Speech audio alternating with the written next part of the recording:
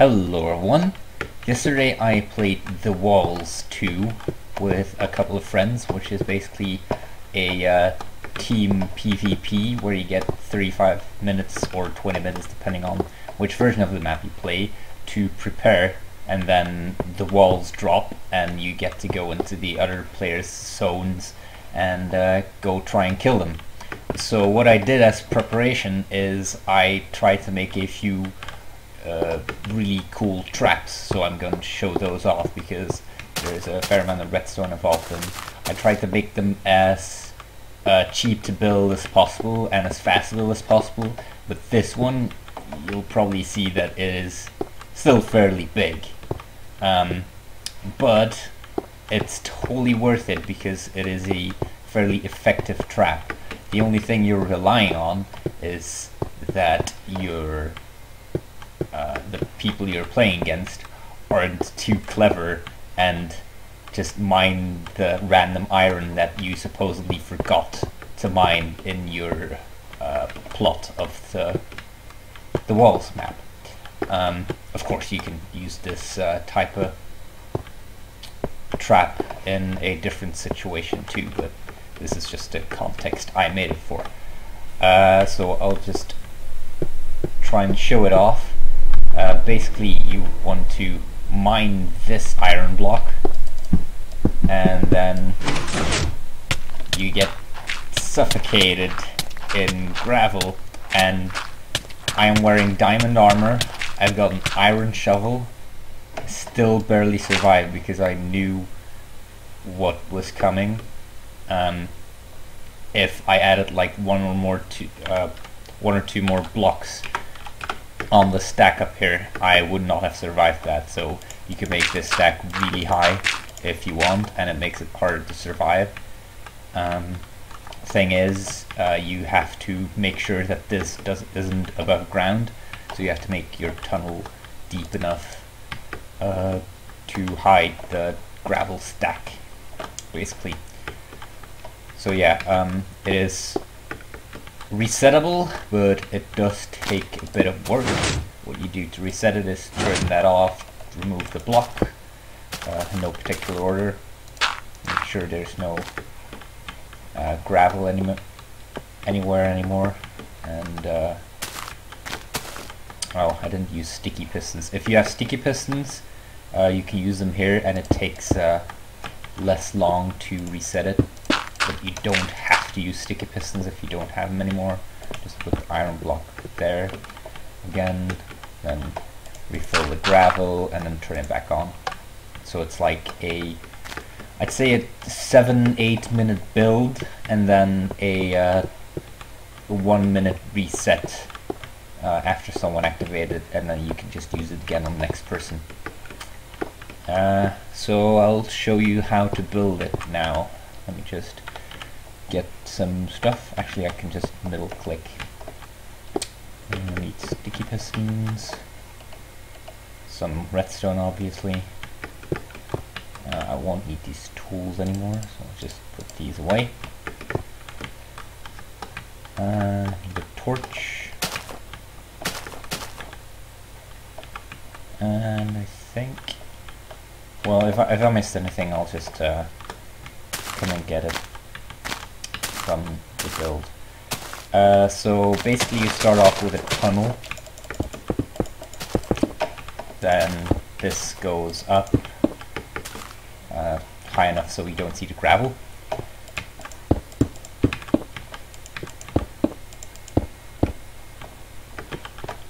Oh yeah, one thing I forgot to mention is that we used this also to hide the passage to our real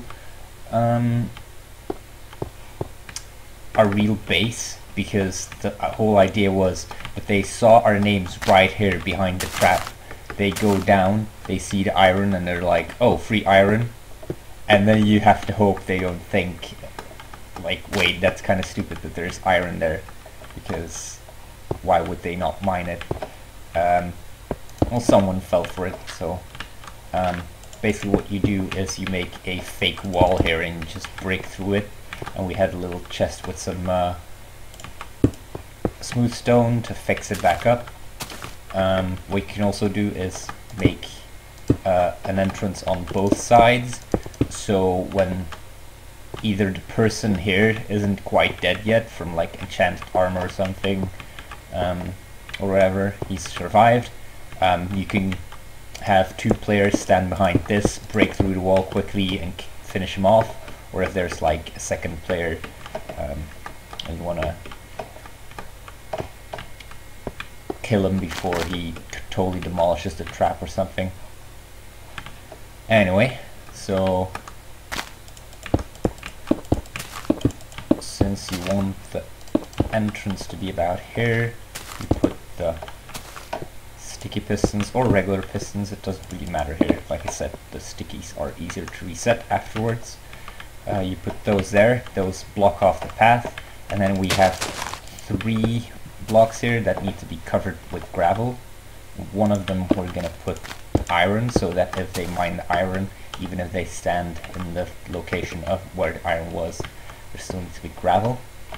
And these 2 are just to make sure they can't run out really fast, because you have a fair amount of reach on your pickaxe. You need to be sure that they are actually stuck.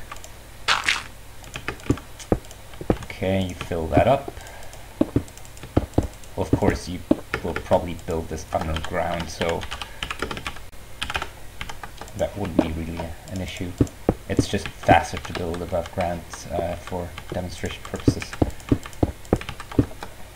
Okay, so here, here, and here we want the sticky pistons that will open. I need to move these blocks, so the stickies would need to be there. Okay, we put some redstone behind them.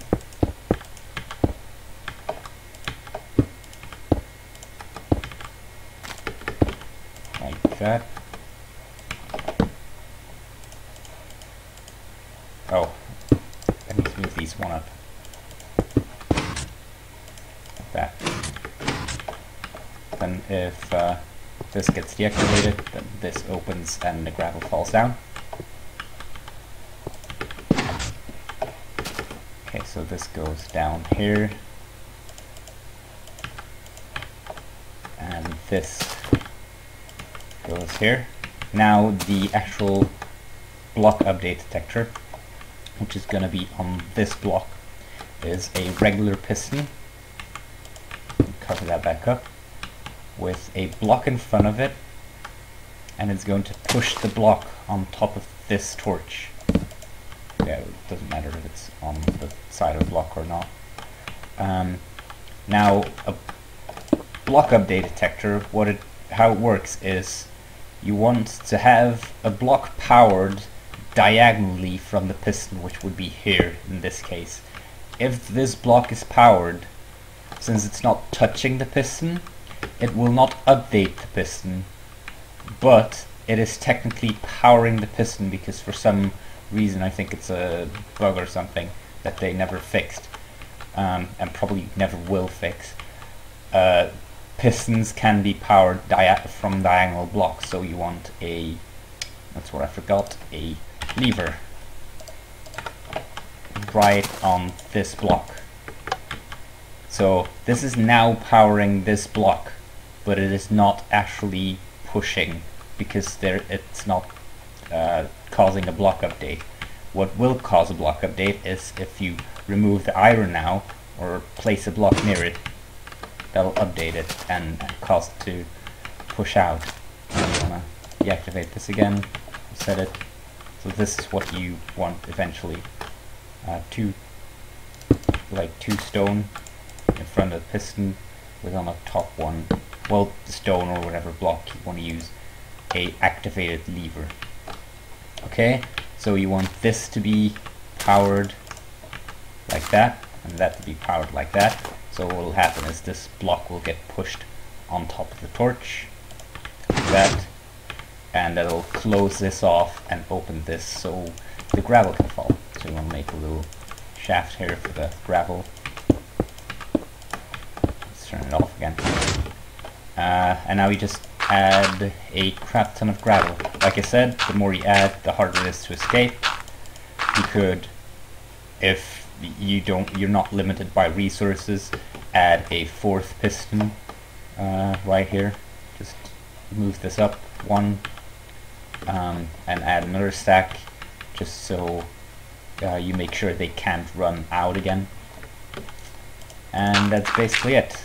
Now let's test this. The lever's on. Go in, break the iron block, activates, and we get gravel dumped on us. So yeah, this is the first strap. The second one is a more in the field trap, like something you want to build above ground. Actually, we did make a underground version because we were kind of pushed into a corner and couldn't get outside anymore. What you want to start off with, actually I don't want to start off with that. It's either to build a 4x4 trench first, which is going to be 2 deep.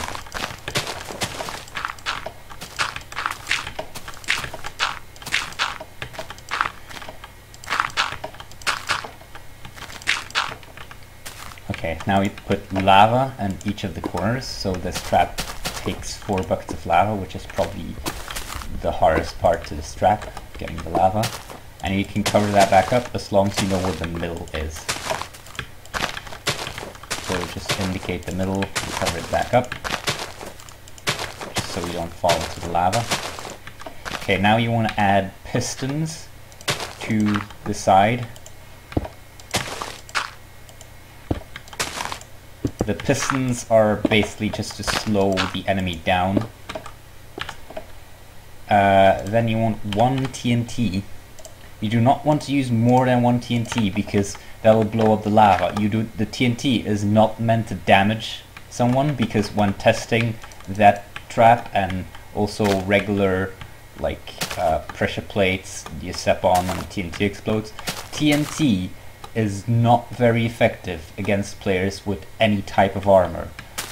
Like even just basic iron armor, you will need probably like 8 or more TNT without a wall in between the person and the TNT to blow someone up. What is more effective is suffocation and lava. So this is a lava based trap, and you want to place 1 TNT under each one of the pistons. It really doesn't matter. And you put 1 block back in place. I want a piece of redstone to put on that block, like that, and another block on there, and pressure plate. So the pressure plate is going to activate the piece of redstone, which is on a block. So both the redstone and the block underneath will be powered. The block underneath touches the TNT, so that blows up the TNT, and the redstone itself touches each of the pistons, so that is going to push the pistons up. I have to say this trap is avoidable, because if you're fast enough, even though the pistons are going up, they're only going up by 1 block, so you can jump over it. This whole trap is based on the element of surprise, because they don't suspect that this all of a sudden pistons shoot out of the ground, because the only part that's visible is this pressure plate. So when you step on this, you get trapped in the circle here. Get the TNT blows up, and you get covered in a hole of lava. So if you don't escape the little circle thingy, you're pretty much dead. There is no way you can escape from this. There is no way to get up, because it's like a circle shaped hole and it is immediately filled with lava. So like I said, it is avoidable, but it is also instant kill if it's not avoided. Okay, now a third and fairly simple trap, which is actually not my design. Brandon, or his nickname is Brandon is King, came up with this. Let me get a sapling, because you need trees for this. I think any type of tree will work, and some bone meal. You want the trees to be 1 block apart, like this. Okay. Oh wow. Now what you want to do is make a path in between the trees. Like, make it look like the player can go through here, and you can have like more trees on the sides here, and make it look like it's, just put some leaves there. Basically get the player into a choking point, like you're chasing him or something, and the only place he can go is in between these trees. What you do is you put some lava in a 2 deep hole, and to make sure they don't escape, put a cobweb in it. The lava might also be fairly effective, but the cobweb just finishes it off. There's no way to escape from that when you fall into that trap.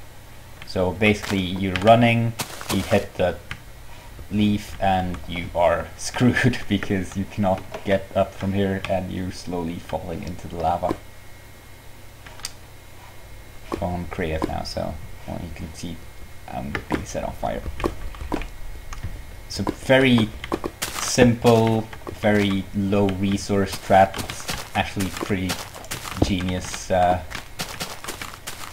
Brandon came up with this kind of trap. That's also, I'd say, fairly unnoticeable, because you can only notice it when you're 2 blocks away from it. If you're coming from this direction, of course, because if you're from the other direction, it's pretty much a no-brainer that there's a trap. I think, yeah, that's it. These are my 3 traps. I hope this will help you to kill / annoy your friends in some PvP matches, and I'll see you guys later. Bye.